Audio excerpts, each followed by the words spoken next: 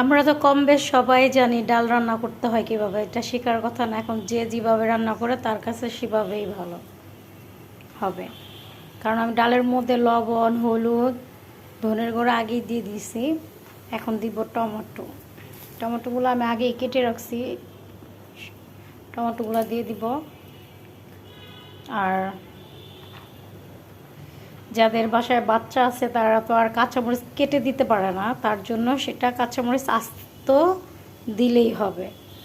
যে আমি কাঁচামরিচ, আমার বাসায় বাচ্চা আছে সেজন্য কাঁচামরিচ আস্তা দিয়েছি আমি। আর ডাল যদি রান্না করতে পারলে মজা করে, তাহলে আর বাকি তরকারি লাগে না, ডিম ভাজলেই ভাত খাওয়া যায়। আর সাথে যদি থাকে লেবু, তাহলে তো আর কোনো কথাই নেই।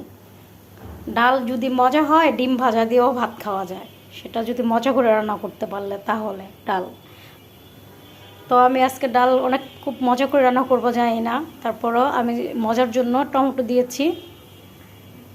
তারপরে ডালটা বাগার দেওয়ার জন্য কি নিয়েছি, এখানে অর্ধেকটা পেঁয়াজ নিয়েছি, কারণ ডালে তো এত লাগে না। আর এখানে 2 কোয়া রসুন নিয়েছি আর ধনিয়া পাতা।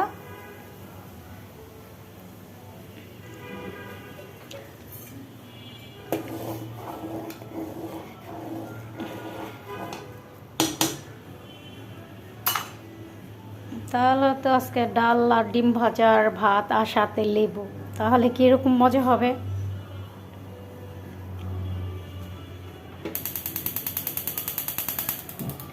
পাশে আমি একটা কড়াই দিয়ে দিচ্ছি, কড়াইটা গরম হবে আর এদিকে আমার ডাল হবে। আর এখন আমার ডাল টমেটো এমনি সিদ্ধ হয়ে যাবে, নরম জিনিস, এর জন্য এখন আমি ধনিয়া পাতা দিয়ে দিচ্ছি ডালে। পাশে আমি কড়াই দিয়ে দিছি গরম হওয়ার জন্য। আর সাথে আপনাদের সাথে গল্প করব, ডালও রান্না করব, সাথে চাও খাবো, রং চা খাবো।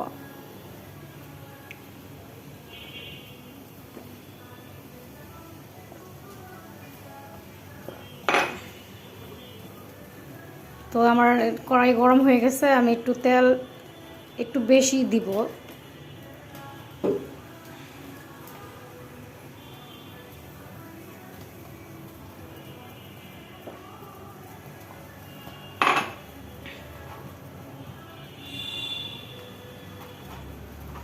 এখন আমি পেস্ট দিয়ে দিব।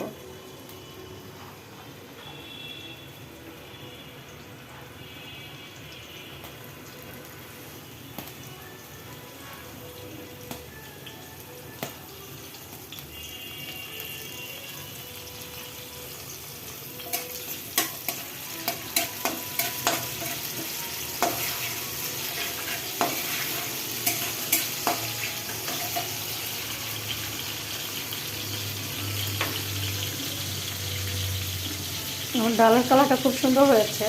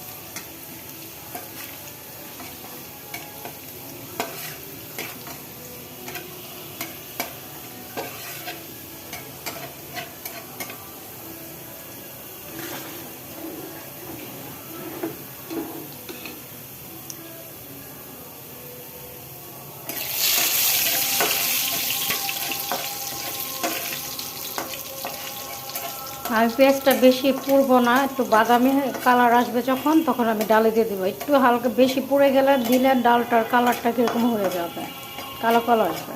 তো আমার পেঁয়াজটা হয়ে গেছে, আমি আর বেশি ভাজবো না, এরকমই ঠিক আছে। এই যে দিয়ে দিলাম।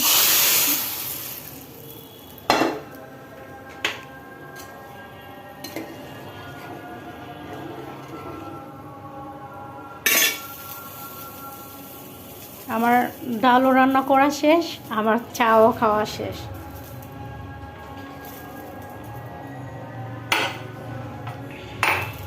শেষ। সুন্দর হয়েছে না? মাশাআল্লাহ মাশাআল্লাহ।